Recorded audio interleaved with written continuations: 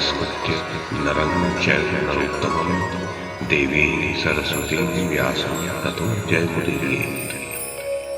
ओम नमो भगवते वासुदेवाय, ओम नमः पितामहाय, ओम नमः प्रजापतिभ्यः, ओम नमः कृष्णद्वैपायनाय, ओम नमः सर्वविघ्नविनायकेभ्यः।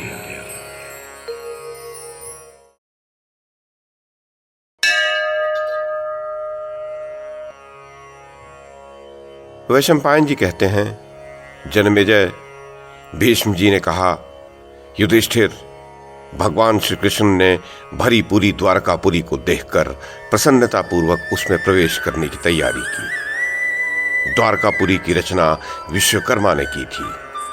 उस पुरी के चारों ओर बनी हुई चौड़ी खाइयां उसकी शोभा बढ़ा रही थीं। उनमें कमल के फूल खिले हुए थे। हंस आदि पक्षी उनके जल का सेवन करते थे। नंदन और मिश्रक जैसे वन उस पुरी की शोभा बढ़ा रहे थे। वहां का दिव्य चैत्रथ वन ब्रह्मा जी के अलौकिक उद्यान की भांति शोभित था। सभी ऋतुओं के फूलों से भरे हुए वैभ्राज नामक वन के सदृश मनोहर उपवनों से घिरी हुई द्वारकापुरी ऐसी जान पड़ती थी मानो आकाश में तारिकाओं से व्याप्त स्वर्गपुरी शोभा पा रही हो।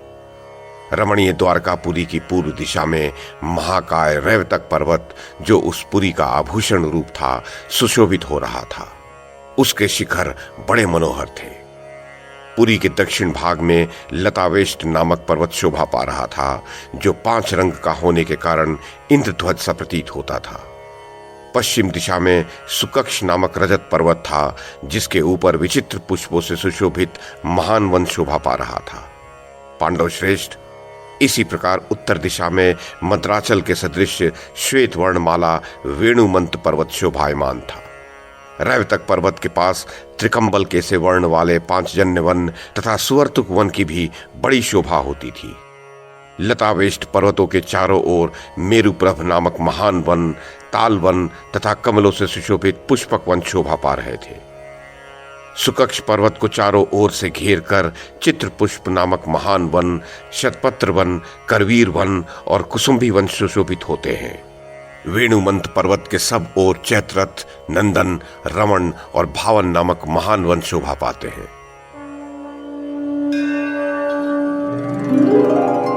भारत महात्मा केशव की उस पुरी में पूर्व दिशा की ओर एक रमणीय पुष्करणी शोभा पाती है, जिसका विस्तार 100 धनुष है।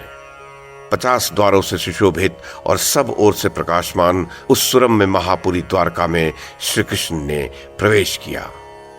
वह कितनी बड़ी है, इसका कोई माप नहीं था। उसकी ऊंचाई भी बहुत अधिक थी।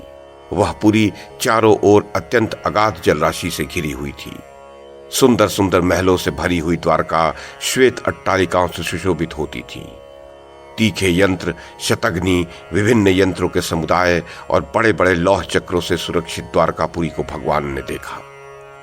देवपुरी की भांति उसकी चार दीवारी के निकट क्षुद्र घंटिकाओं से सुशोभित 8 सहस्त्र रथ शोभा पाते थे, जिनमें पताकाएं फहराती रहती थीं। द्वारकापुरी की चौड़ाई 8 योजन है एवं लंबाई 12 योजन है, अर्थात वह कुल 96 वर्ग योजन विस्तृत है। उसका उपनिवेश अर्थात समीपस्थ प्रदेश उससे दुगना अर्थात 192 वर्ग योजन में विस्तृत है। वह पुरी सब प्रकार से अविचल है। श्री कृष्ण ने उस पुरी को देखा। उसमें जाने के लिए 8 मार्ग हैं, बड़ी बड़ी ड्योढ़ियां हैं और 16 बड़े बड़े चौराहे हैं। इस प्रकार विभिन्न मार्गों से परिष्कृत द्वारकापुरी साक्षात शुक्राचार्य की नीति के अनुसार बनाई गई है। व्यूहों के बीच बीच में मार्ग बने हैं।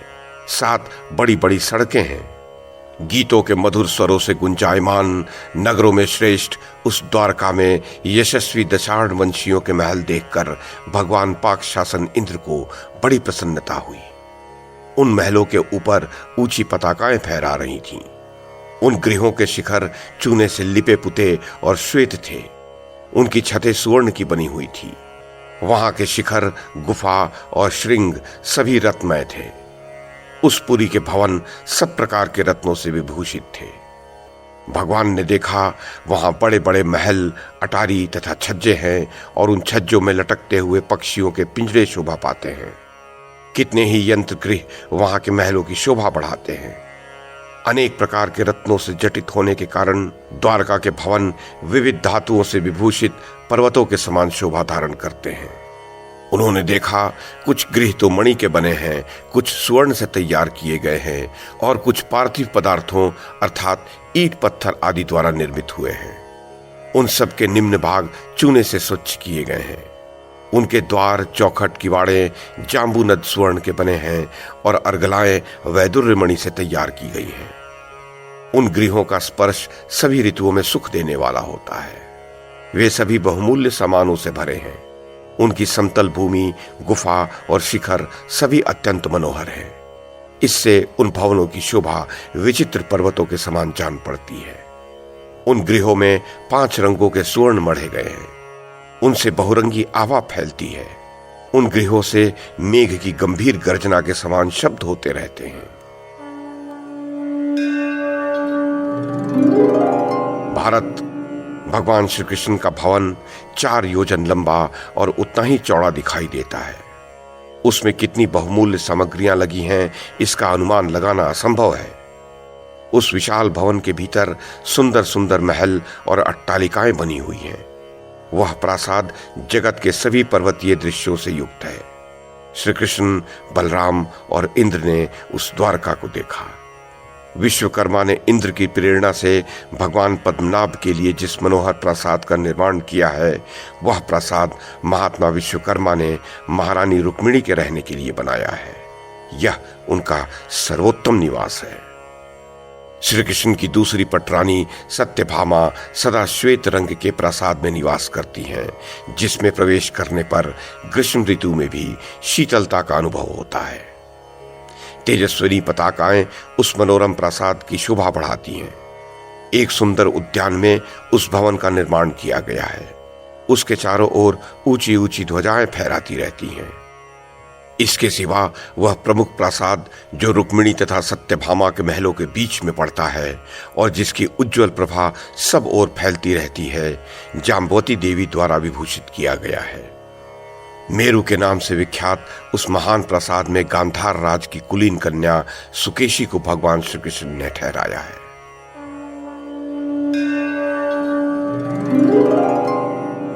महाबाहो पद्मकूट नाम से विख्यात जो कमल के समान कांति वाला प्रसाद है, वह महारानी सुप्रभा का परम पूजित निवास स्थान है। एक प्रासाद श्री कृष्ण ने महारानी लक्ष्मणा को दे रखा है। वैदुर्य मणि के समान कांतिमान हरे रंग का महल भगवान वासुदेव की रानी मित्रविंदा का है। द्वारका में जो दूसरा प्रमुख प्रासाद है, उसे संपूर्ण शिल्पियों ने मिलकर बनाया है। उस प्रासाद का नाम है केतुमान। वह भगवान वासुदेव की महारानी सुदत्ता देवी का सुंदर निवास स्थान है। वहीं विरज नाम से प्रसिद्ध एक प्रासाद है जो श्री कृष्ण का उपस्थान गृह है। इसी प्रकार वहां एक और भी प्रासाद है जिसे स्वयं विश्वकर्मा ने बनाया है। उसकी लंबाई चौड़ाई 1-1 योजन की है। भगवान का वह भवन सब प्रकार के रत्नों द्वारा निर्मित हुआ है। वसुदेव नंदन श्री कृष्ण के सुंदर सदन में जो मार्गदर्शक ध्वज है, उन सब के दंड सुवर्ण में बनाए गए हैं। उन सब पर पताकाएं फहराती रहती हैं। द्वारकापुरी में सभी के घरों में घंटा लगाया गया है। यदु सिंह श्री कृष्ण ने वहां लाकर वैजंती पताकाओं से युक्त पर्वत स्थापित किया है। वहां हंसकूट पर्वत का शिखर है जो 60 ताड़ के बराबर ऊंचा और आधा योजन चौड़ा है। वही इंद्रद्युम्न सरोवर भी है जिसका विस्तार बहुत है। वहां सब भूतों के देखते देखते किन्नरों के संगीत का महान शब्द होता रहता है। वह भी अमित तेजस्वी भगवान श्री कृष्ण का ही लीला स्थल है। उसकी तीनों लोकों में प्रसिद्धि है। मेरु पर्वत का जो सूर्य के मार्ग तक पहुंचा हुआ जाम्बू नद में दिव्य और त्रिभुवन विख्यात उत्तम शिखर है, उसे उखाड़कर भगवान श्री कृष्ण कठिनाई उठाकर भी अपने महल में ले आए हैं। सब प्रकार की औषधियों से अलंकृत वह मेरु शिखर द्वारका में पूर्वत प्रकाशित है। भगवान श्री कृष्ण जिसे इंद्र भवन से हर ले आए थे, वह पारिजात वृक्ष भी उन्होंने द्वारका में ही लगा रखा है। भगवान वासुदेव ने ब्रह्मलोक के बड़े बड़े वृक्षों को भी लाकर द्वारका में लगाया है।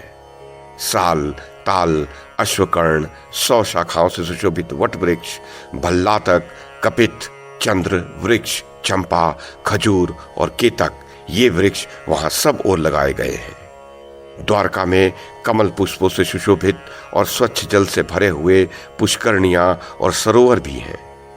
जो वृक्ष हिमालय पर उगते हैं तथा जो नंदनवन में उत्पन्न होते हैं, उन्हें भी यदुप्रवर श्री कृष्ण ने वहां लाकर लगाया है।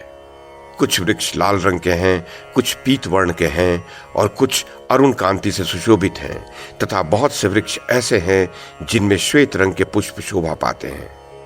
द्वारका के उपवनों में लगे हुए पूर्वोक्त सभी वृक्ष संपूर्ण ऋतुओं के फलों से परिपूर्ण हैं।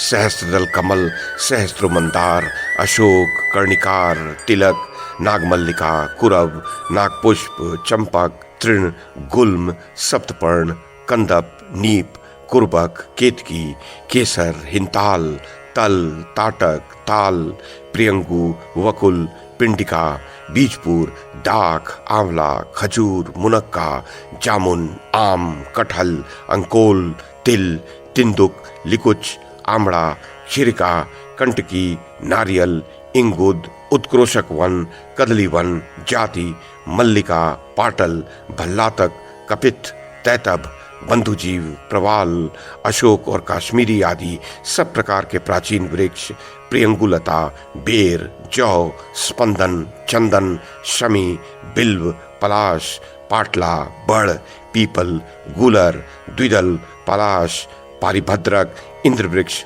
अर्जुन वृक्ष, अश्वत्थ, चिरबिल्व, सौभंजन, भल्लट, अश्वपुष्प, सर्ज, तांबूल लता, लवंग, सुपारी तथा नाना प्रकार के बांस, ये सब द्वारकापुरी में श्री कृष्ण के भवन के चारों ओर लगाए गए हैं।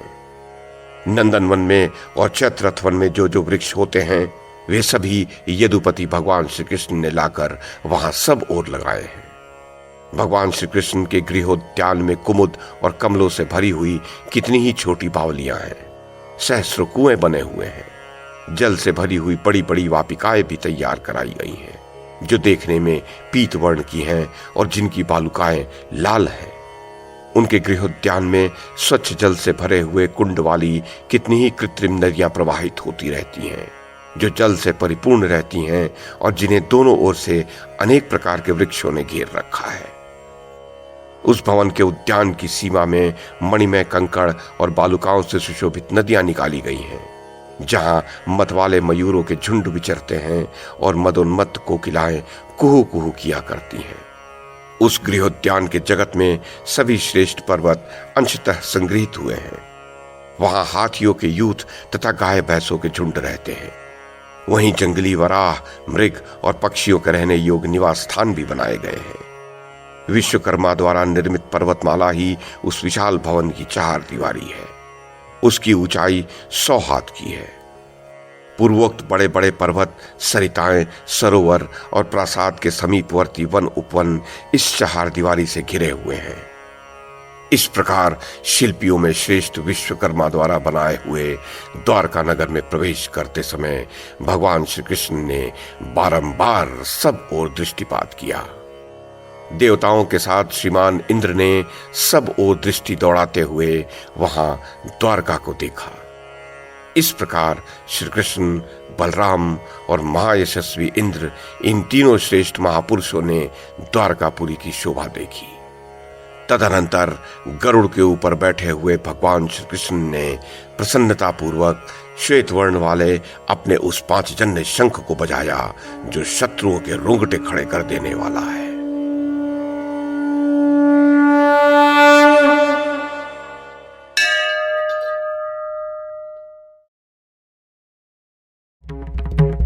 YouTube के माध्यम से महाभारत की कथा को एक श्रृंखला के रूप में प्रस्तुत करने का हमारा ये प्रयास यदि आपको सराहनीय लगा हो तो कृपया इस कड़ी को लाइक और शेयर करें, चैनल को सब्सक्राइब करें और बेल आइकन को दबाएं। साथ में अन्य लोगों को भी देखने के लिए प्रेरित करें।